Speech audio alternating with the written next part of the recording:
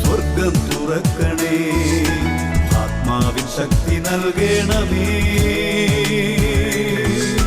വേഗം വരണമേ, സ്നേഹം പകരണമേ, ആത്മാവിലൊന്നു തൊടണമേ. ആരാധനയെ യേശുവേ,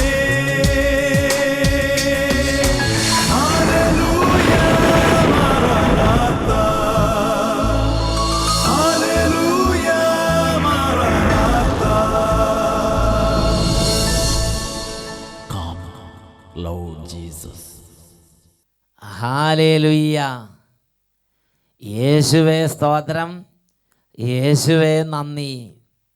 വിശുദ്ധ മത്തായിയുടെ സുവിശേഷം 13-ാം അധ്യായം 52-ാം തിരുലിഖിതം. ദൈവരാജ്യത്തിൻ്റെ ശിഷ്യനായി തീർന്ന ഓരോ നിയമജ്ഞനും തൻ്റെ നിക്ഷേപത്തിൽ നിന്ന് പഴയതും പുതിയതും പുറത്തെടുക്കുന്ന വീട്ടുടമസ്ഥന് സദൃശൻ എന്നരുളി ചെയ്ത രക്ഷിതാവായ യേശു ക്രിസ്തുവിൻ്റെ അത്ഭുത നാമത്തിൽ നിങ്ങൾക്കേവർക്കും കൃപയും സമാധാനവും. Price the Lord. ഇന്ന് നാം ചിന്തിക്കുന്നത് വാരി വിതറുന്ന ദൈവം. കൊറിന്തോസ്യർക്ക് എഴുതിയ 2-ാം ലേഖനത്തിൽ 9-ാം അധ്യായം 9-ാം തിരുലിഖിതം. എഴുതപ്പെട്ടിരിക്കുന്നത് പോലെ അവൻ വാരി വിതറി, അവൻ ദരിദ്രർക്ക് ദാനം ചെയ്തു. ഹല്ലേലൂയ. എഴുതപ്പെട്ടിരിക്കുന്നത് പോലെ അവൻ വാരി വിതറി, അവൻ ദരിദ്രർക്ക് ദാനം ചെയ്തു. പ്രിയപ്പെട്ട ദൈവമക്കളെ, ഈ നിമിഷങ്ങളിൽ കർത്താവിൻ്റെ സന്നിധിയിൽ നമുക്ക് പ്രാർത്ഥിക്കാം. ഒരുപാട് അനുഗ്രഹങ്ങൾ കൊണ്ട് കർത്താവ് അനുഗ്രഹിക്കുന്ന സമയമാണ്. വചന പ്രഘോഷണത്തിൽ പങ്കെടുത്തുകൊണ്ടിരിക്കുന്ന സമയം. ഒരു വ്യക്തിയുടെ അനുഭവം നിങ്ങളുടെ ശ്രദ്ധയിലേക്ക് കൊണ്ടുവരാൻ ഞാൻ ആഗ്രഹിക്കുകയാണ്. ഞങ്ങൾ ഈ കത്തെഴുതുന്നത് ഞങ്ങളുടെ ജീവിതത്തിൽ ദൈവവചന പ്രഘോഷണത്തിൽ പങ്കെടുത്തപ്പോൾ ഞങ്ങളുടെ ദൈവമായ കർത്താവ് ചൊരിഞ്ഞ ഒരു വലിയ മഹാത്ഭുതത്തെ സാക്ഷ്യപ്പെടുത്തുന്നതിനാണ്. 2011 ഡിസംബർ 26 മുതൽ 30 വരെ നിലമ്പൂരിനടുത്തുള്ള മണിമൂളിയിൽ വെച്ച് അട്ടപ്പാടിയിൽ നിന്നുള്ള സെഗിയോൻ ധ്യാന കേന്ദ്രത്തിലെ വട്ടായിലച്ചനും ടീമംഗങ്ങളും നടത്തിയ ബൈബിൾ കൺവെൻഷനിൽ പങ്കെടുത്തൊരു കുടുംബമാണ് ഞങ്ങളുടെ കുടുംബം. കൺവെൻഷൻ്റെ അവസാന ദിവസം രാവിലെ അച്ഛൻ്റെ അടുത്ത് 98 വയസ്സുള്ള എൻ്റെ ചാച്ചനെയും കൂട്ടി ഞങ്ങൾ കുടുംബസമേതം എത്തി. ഞാനും ചാച്ചനും കൺവെൻഷനിൽ പങ്കെടുത്തിരുന്നില്ല. ഞങ്ങൾ ഏറെ വിഷമത്തിലായിരുന്നു. കാരണം ചാച്ചന് മാസങ്ങളായി അറിയാതെ മലവും മൂത്രവും പോകുന്ന അവസ്ഥയിലായിരുന്നു. 1.5 വർഷത്തോളമായി രാത്രിയിൽ ഉറക്കമില്ലാതായിട്ട് നടക്കാൻ വളരെ ബുദ്ധിമുട്ടായിരുന്നു. നടക്കുമ്പോൾ തന്നെ വീണു പോകുന്ന അവസ്ഥയായിരുന്നു. അതുകൊണ്ട് ചാച്ചൻ്റെ അടുത്ത് നിന്ന് ഒരു സ്ഥലത്തേക്ക് മാറാൻ ഞങ്ങൾക്ക് കഴിയുമായിരുന്നില്ല. രാവും പകലും ചാച്ചൻ്റെ കൂടെ ഇരിക്കേണ്ട അവസ്ഥയായിരുന്നു. അന്ന് കൺവെൻഷൻ്റെ ദിവസത്തിൽ അച്ഛൻ ചാച്ചൻ്റെ തലയിൽ കൈകൾ വെച്ച് പ്രാർത്ഥിച്ച അന്ന് തന്നെ രാത്രിയിൽ നന്നായി സുഖമായി ചാച്ചൻ ഉറങ്ങി. മലമൂത്ര വിസർജനങ്ങൾ സാധാരണ പോലെയായി. നന്നായി വിശപ്പുണ്ടായി. ഭക്ഷണം കഴിക്കാൻ തുടങ്ങി. ഇപ്പോൾ പരസഹായം കൂടാതെ 98 വയസ്സുള്ള എൻ്റെ ചാച്ചൻ വീട്ടിൽ സുഖമായി നടക്കും. പറമ്പിലേക്ക് ഇറങ്ങി അല്പസ്വല്പമൊക്കെ അതും ഇതും ചെയ്യാൻ തുടങ്ങി. ഇപ്പോൾ ഞങ്ങളെല്ലാവരും വലിയ സന്തോഷത്തിലാണ്. കോടാനുകോടി നന്ദി ഈശോയ്ക്ക് അർപ്പിച്ചുകൊണ്ട് നിലമ്പൂർ മണിമൂളി ദേശത്തുനിന്ന് ഇവർ ഈ സംഭവം എഴുതി അറിയിക്കുകയാണ്. പ്രിയപ്പെട്ട സഹോദരങ്ങളെ, ആ കൺവെൻഷനിൽ കർത്താവായ യേശുവിൻ്റെ വചനങ്ങൾ പ്രഘോഷിക്കപ്പെട്ട് അവിടെ തിരുസഭയുടെ പൗരോഹിത്യത്തോട് ചേർന്ന് ഈശോയുടെ നാമത്തിൽ പ്രാർത്ഥിച്ചുകൊണ്ടിരുന്നപ്പോൾ ആ കുടുംബത്തിൽ 1.5 വർഷമായി ഉറക്കം കിട്ടാതെ ക്ലേശിക്കുന്ന വാർദ്ധക്യപ്പിടയിലിരിക്കുന്ന ആ കുടുംബത്തിൻ്റെ കുടുംബനാഥൻ അപ്പച്ചൻ, അതുപോലെ അറിയാതെ മലമൂത്ര വിസർജനം പോകുന്ന അവസ്ഥ, അതിലേക്ക് ദൈവമായ കർത്താവിൻ്റെ അത്ഭുത ശക്തി ഇറങ്ങി. അവിടെ വിടുതലുണ്ടായി. ഇന്ന് ആ കുടുംബം മുഴുവൻ വലിയ സന്തോഷത്തോടെ യേശുവിനെ ആരാധിക്കുകയാണ്. എല്ലാവരും ഇപ്പോൾ എഴുന്നേറ്റ് നിൽക്കുകയാണ്. പ്രിയ ദൈവ പൈതലേ, ഇപ്പോൾ യേശുവിൻ്റെ നാമത്തിൻ്റെ അത്ഭുത ശക്തിയുടെ മുമ്പിൽ ആ ഒരു കൂട്ടായ്മയിലേക്കാണ് കർത്താവ് നിങ്ങളെ കൊണ്ടുവന്നിരിക്കുന്നത്. എഴുന്നേറ്റ് നിന്ന് സ്തുതിക്കുമ്പോൾ എൻ്റെയും കുടുംബത്തിൽ ഈ യേശുവിൻ്റെ ശക്തി വ്യാപരിക്കണമെന്ന് ദൈവസന്നിധിയിൽ ഏറ്റു പറയുന്നതിന് തുല്യം തന്നെ ഈ എഴുന്നേറ്റ് നിൽപ്പ്. ഇപ്പോൾ എല്ലാവരും എഴുന്നേറ്റ് നിന്ന് സ്തുതിക്കട്ടെ. ഹല്ലേലൂയ, ഹല്ലേലൂയ, ഹല്ലേലൂയ.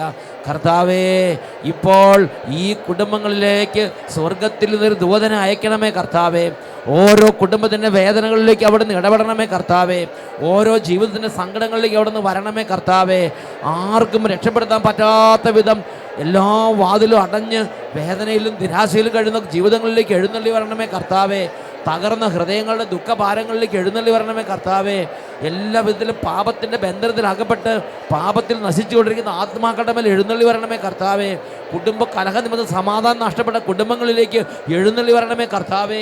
ഹല്ലേലൂയ, ഹല്ലേലൂയ. എല്ലാവരും കരങ്ങൾ ഉയർത്തി സ്തുതിക്കട്ടെ. അനുഭവമുള്ളവരും അനുഭവം ഇല്ലാത്തവരും സ്തുതിച്ചുകൊണ്ടിരിക്കട്ടെ. പ്രാർത്ഥിക്കാൻ കഴിയുന്നവരും കഴിയാത്തവരും സ്തുതിച്ചുകൊണ്ടിരിക്കട്ടെ. Hallelujah, hallelujah.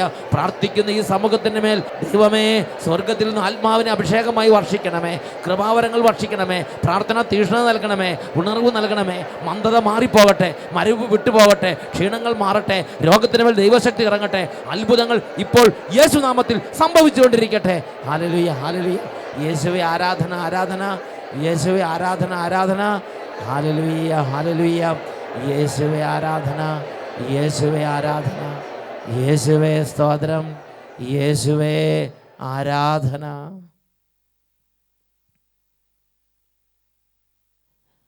കൊറിന്തോസുകാർക്ക് എഴുതിയ 2-ാം ലേഖനത്തിൽ 9-ാം അധ്യായത്തിൽ 9-ാം തിരുലിഖിതം പഠിപ്പിക്കുകയാണ്.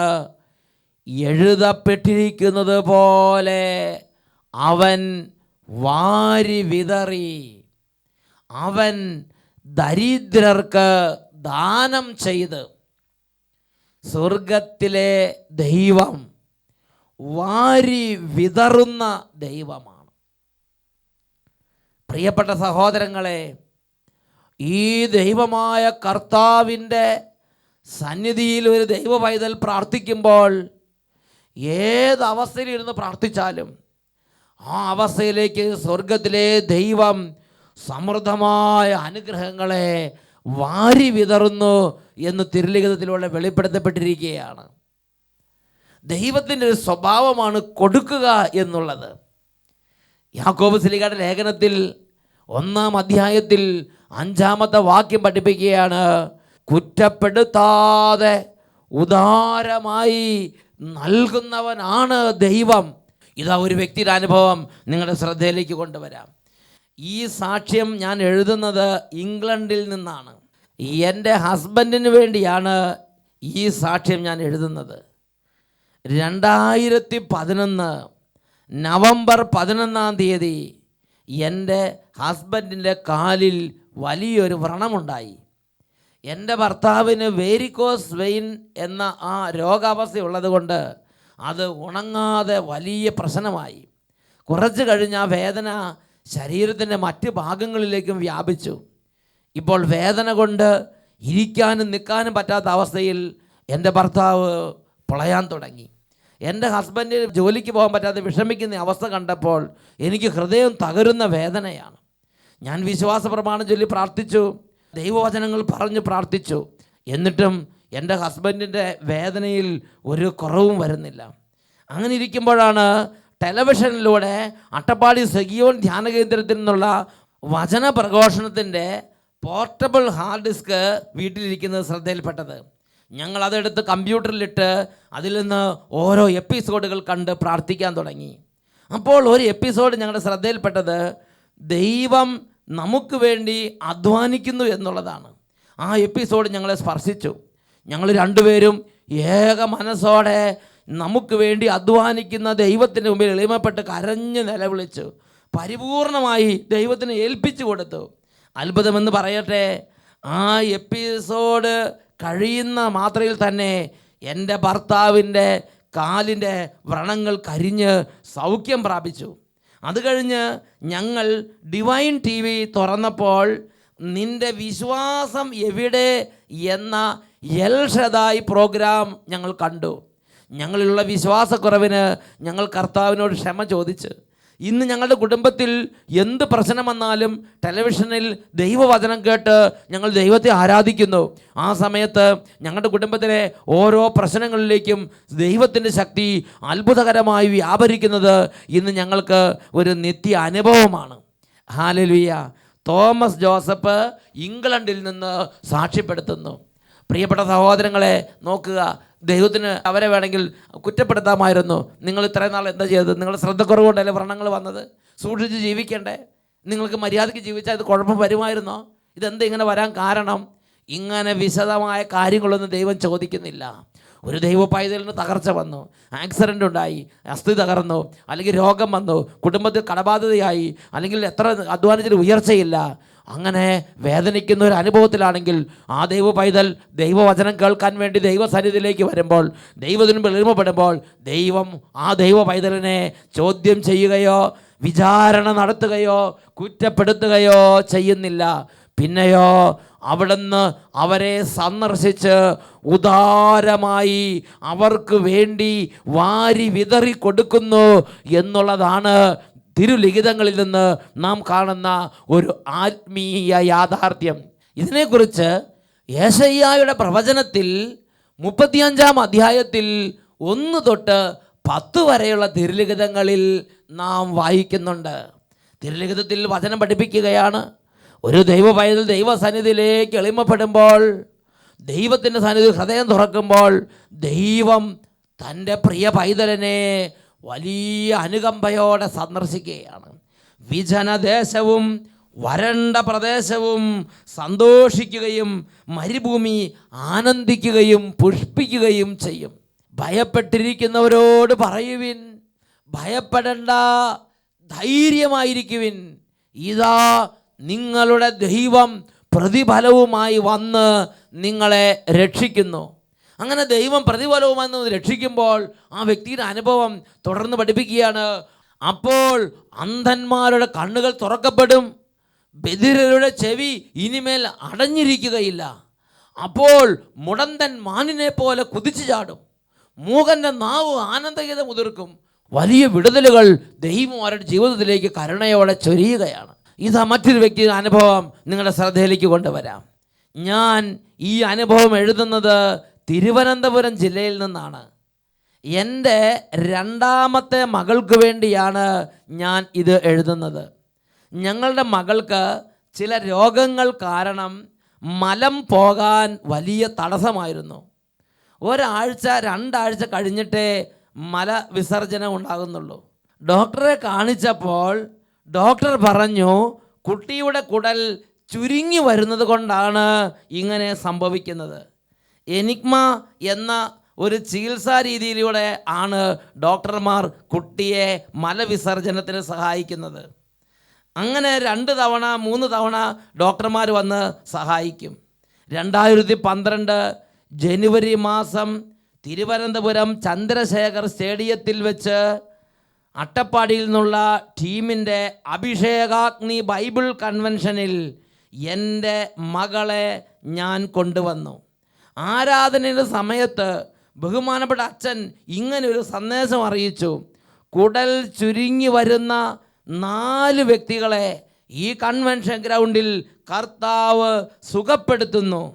ഞങ്ങളത് വിശ്വസിച്ചു. ഇതിൽ ഞങ്ങളുടെ മകൾ ഉൾപ്പെടുന്നുവെന്ന് ഞങ്ങൾ വിശ്വസിച്ച് ദൈവത്തിനെ മഹത്വപ്പെടുത്തി. ആരാധനയ്ക്ക് ശേഷം ഞങ്ങൾ വീട്ടിലേക്ക് മടങ്ങി. അന്ന് രാത്രി മുതൽ കുട്ടിക്ക് യാതൊരു ബുദ്ധിമുട്ടും കൂടാതെ കക്കൂസിൽ പോകാനുള്ള ആ സൗഖ്യം ലഭിച്ചു. അതുപോലെ നല്ല വിശപ്പും ഉണ്ടായി. ആഹാരം നല്ലതുപോലെ കഴിക്കുന്നു. ഇന്ന് യാതൊരു തടസ്സവുമില്ലാതെ ബുദ്ധിമുട്ടുമില്ലാതെ കുട്ടി കക്കൂസിൽ പോകുന്നു. ഞങ്ങളുടെ കുടുംബത്തിലെ ഈ കണ്ണുനീരിൽ ഇടപെട്ട് ഞങ്ങളുടെ കുട്ടിയെ ദൈവം അത്ഭുതകരമായി സുഖപ്പെടുത്തി. തിരുവനന്തപുരം ജില്ലയിൽ നിന്ന് ഇതാ ഈ കുടുംബം ദൈവത്തെ ആരാധിച്ച് ദൈവത്തെ മഹത്വപ്പെടുത്തുകയാണ്. പ്രിയപ്പെട്ട സഹോദരങ്ങളെ, അവർ പ്രാർത്ഥനയ്ക്ക് വന്നപ്പോൾ, അവർ വചനത്തിന് വന്നപ്പോൾ, അവർ ധ്യാനത്തിന് വന്നപ്പോൾ അവരുടെ വിഷമം ആരോടും പറഞ്ഞറിയിക്കാൻ പറ്റാത്ത വിധം വലിയ ഒരു വിഷമം. കൊരിന്ത്യർ 2 ലേഖനത്തിൽ 9 അധ്യായത്തിൽ 8 9 തിരുലിഖിതങ്ങൾ, നിങ്ങൾക്ക് ആവശ്യമുള്ളതെല്ലാം സദാ സമൃദ്ധമായി ഉണ്ടാകാനും സൽകൃത്യങ്ങൾ ധാരാളമായി ചെയ്യാനും വേണ്ട എല്ലാ അനുഗ്രഹങ്ങളും നൽകാൻ കഴിവുറ്റവനാണ് ദൈവം.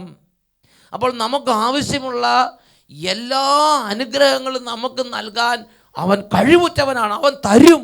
ഇതാണ് തിരുലിഖിതത്തിലൂടെ ദൈവത്തിൻ്റെ ആത്മാവ് നമ്മെ പഠിപ്പിക്കുന്നത്.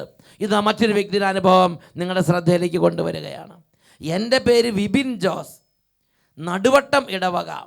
ഞാൻ കഴിഞ്ഞ ഒക്ടോബർ മാസത്തിലെ ആദ്യ വെള്ളിയാഴ്ച അട്ടപ്പാടി സെഗിയോൻ ധ്യാന കേന്ദ്രത്തിലെ ഏകദിന ശുശ്രൂഷയിൽ പങ്കുചേർന്നു. എനിക്കൊരു വലിയ അനുഭവം ഉണ്ടായി. സ്തുതിപ്പിൻ്റെ സമയത്ത് ഏതാണ്ട് 1 മണിയോടടുത്ത് ഉച്ചയ്ക്ക് സ്തുതിച്ചുകൊണ്ടിരുന്നപ്പോൾ അച്ഛൻ സ്റ്റേജിൽ നിന്ന് വിളിച്ചു പറഞ്ഞു, 7 പേരുടെ വിസ തടസ്സങ്ങൾ മാറുന്നു, കർത്താവ് ഇടപെടുന്നു. ഞാൻ വിശ്വസിച്ചു. എനിക്ക് മാസങ്ങളായി വിസ തടസ്സ നിമിത്തം ഞാൻ കണ്ണുനീരിലായിരുന്നു. അങ്ങനെ ആ സ്തുതിപ്പ് കഴിഞ്ഞ് ഉച്ചയ്ക്ക് ലഘുഭക്ഷണത്തിന് വിട്ടു. ലഘുഭക്ഷണ സമയത്ത് എൻ്റെ മൊബൈൽ ഫോണിലേക്ക് എൻ്റെ ഏജൻറ്റിൻ്റെ ഫോൺ കോൾ വന്നു. വിസ അടിച്ചിട്ടുണ്ട്, പോകാൻ വേണ്ടി റെഡി ആയിക്കൊള്ളുക. ഞാൻ നിന്ന സ്ഥലത്ത് നിന്ന് കരഞ്ഞ് എൻ്റെ കർത്താവിനെ ഞാൻ സ്തുതിച്ച്.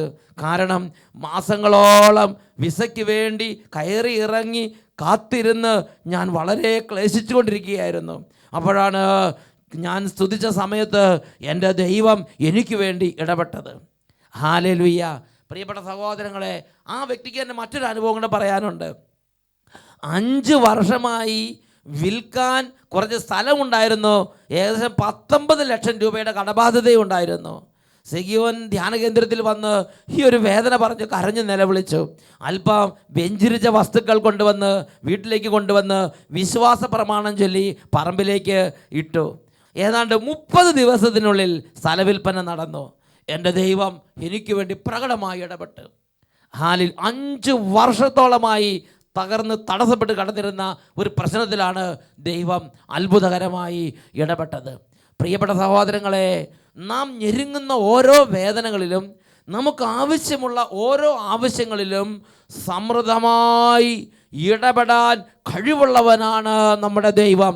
2 കൊരിന്തോസ് 9 അധ്യായം 8 വാക്യം പഠിപ്പിക്കുകയാണ്, നിങ്ങൾക്ക് ആവശ്യമുള്ളതെല്ലാം സദാ സമൃദ്ധമായി ഉണ്ടാകാനും സൽകൃത്യങ്ങൾ ധാരാളമായി ചെയ്യാനും വേണ്ട എല്ലാ അനുഗ്രഹങ്ങളും നൽകാൻ കഴിവുറ്റവനാണ് ദൈവം. എഴുതപ്പെട്ടിരിക്കുന്നത് പോലെ അവൻ വാരി വിതറി, അവൻ ദരിദ്രർക്ക് ദാനം ചെയ്തു. ഹല്ലേലൂയ. ഓരോരുത്തരുടെയും ആവശ്യം എന്താണോ അവിടെയാണ് അവൻ ഇടപെടുന്നത്.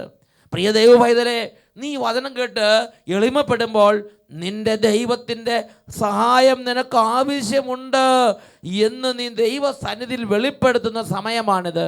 എഴുന്നേറ്റ് നിൽക്കുകയാണ്. 2 കരങ്ങൾ ഇപ്പോൾ സ്വർഗത്തിലേക്ക് ഉയർത്തുകയാണ്.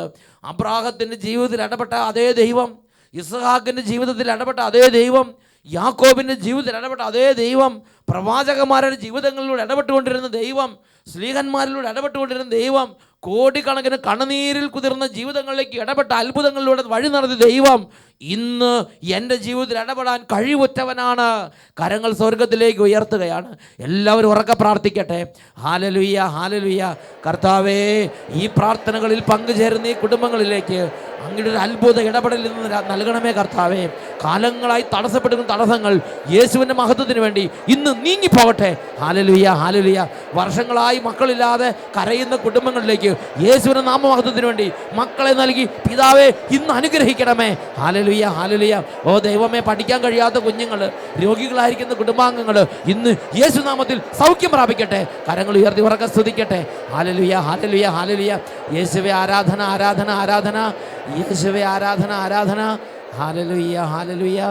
യേശുവേ ആരാധന, യേശുവേ സ്തോത്രം, യേശുവേ ആരാധന, യേശുവേ നന്ദി. ഹല്ലേലൂയ. സങ്കീർത്തന പുസ്തകത്തിൽ 68 അധ്യായം 9-ാം തിരുലിഖിതം. ദൈവമേ, അങ്ങ് ധാരാളം മഴ പെയ്യിച്ചു. വാടി തളർന്നിരുന്ന അങ്ങയുടെ അവകാശത്തെ പൂർവസ്ഥിതിയിലാക്കിയല്ലോ. Praise the lord. ഹല്ലേലൂയ മാറാനാത്ത. Lord Jesus.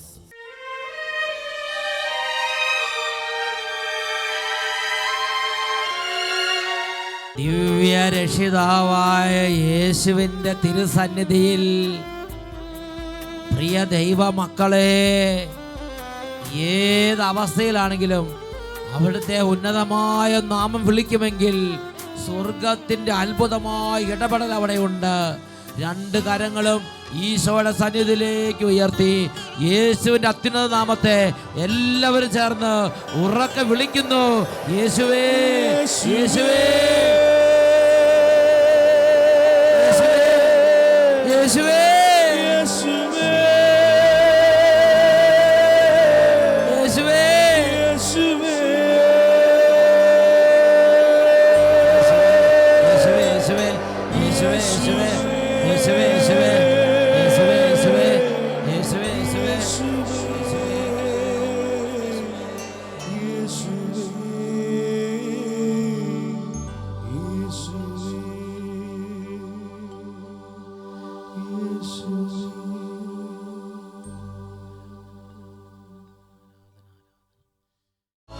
ഹല്ലേലൂയ മാറാനാത്ത. Lord Jesus.